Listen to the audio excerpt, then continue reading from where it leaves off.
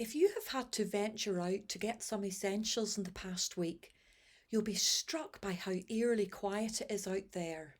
We all know why that is. Everyone values their life. We believe the message that the government is giving that we need to stay inside as much as possible to safeguard our own lives and the lives of our families from this dangerous virus that has the potential to kill. Have you actually seen the virus with your own eyes?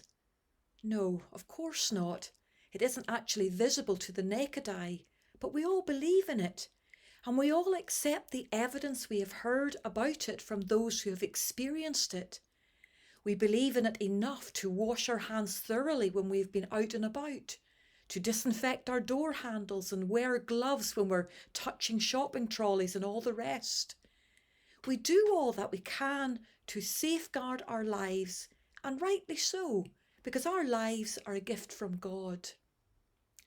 I wonder though, are you giving as much thought to safeguarding your soul as you are to safeguarding your life?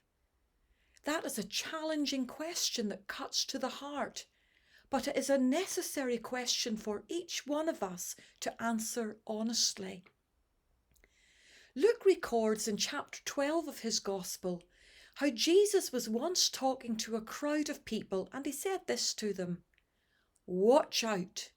Be on your guard against all kinds of greed. A man's life or a person's life does not consist in the abundance of his possessions." Unfortunately, many in our culture actually believe that the opposite is true, and they measure the value of their lives by the abundance of their possessions, the size of their house, the make and size of their car, having all the best gadgets and all the rest of it. This is the measure of a successful life for many people. Maybe it is how you have measured your life up to now. This isn't anything new. People have often focused on material possessions or wealth for their sense of security and even their sense of self. Just after Jesus made that statement about a person's life not consisting in the abundance of their possessions, he told a story about a man who wasn't short of a few bob. The man was a rich farmer who had a bumper year, so much so that he had to build bigger and better barns to store all of his crops and all his goods or his possessions.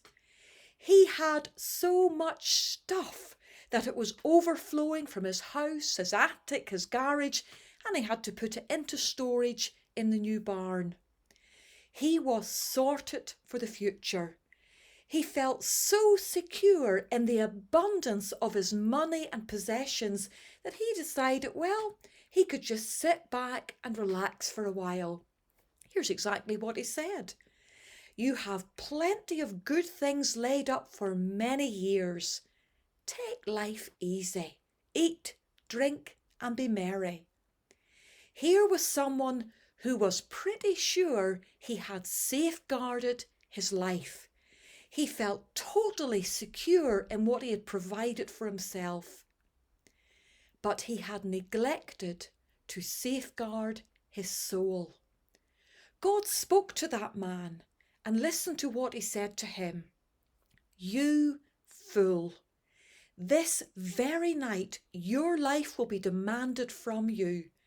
Then who will get what you have prepared for yourself?" Here was a man who appeared to have everything. But in the final analysis, when God demanded his life back, he had absolutely nothing, because he had been so busy safeguarding his physical life that he had neglected to safeguard his soul.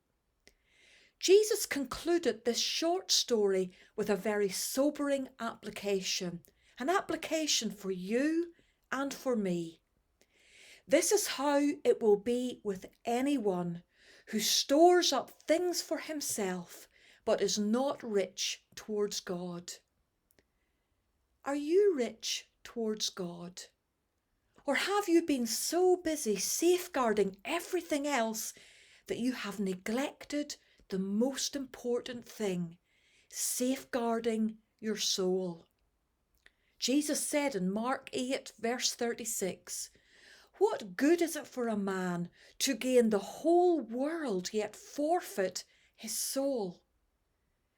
Of course, it is important for you to safeguard your physical life in these days of danger, but I can assure you that it is much more important to safeguard your soul against a danger that is very much worse than any virus, the danger of going into eternity unprepared to meet God.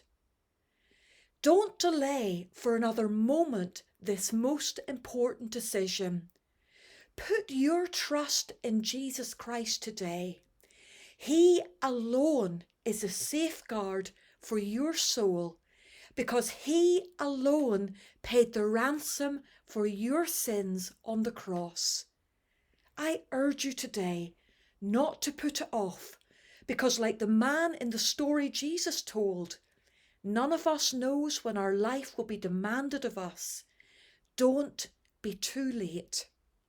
Hebrews 2 verse 3 says, "How shall we escape if we ignore such a great salvation?" We won't escape, so don't ignore it. Safeguard your soul in Jesus Christ today.